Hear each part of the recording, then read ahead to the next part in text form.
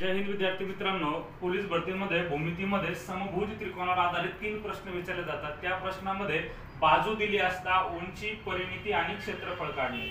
आता बघा, बाजू दिली आहे तर बाजूवरून आपण त्याची उंची काढू आणि उंचीचं सूत्र आहे वर्गमुळात 3/2 गुणिले बाजू। मग वर्गमुळात 3/2 आणि गुणिले बाजू दिलेली आहे 8। याला सोडवलं, बे 1 बे, बे चौक 8, 4 वर्गमुळात 3 सेंटीमीटर ही आपली उंची होईल।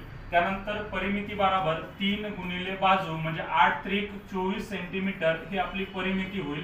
त्यानंतर क्षेत्रफळ बरोबर वर्गमुळात 3/4, मग 8 गुणिले 8, 4 1 4, 4 2 8 आणि 8 2 16 वर्गमुळात 3 सेंटीमीटर वर्ग हे आपल्या प्रश्नाचं क्षेत्रफळ होईल।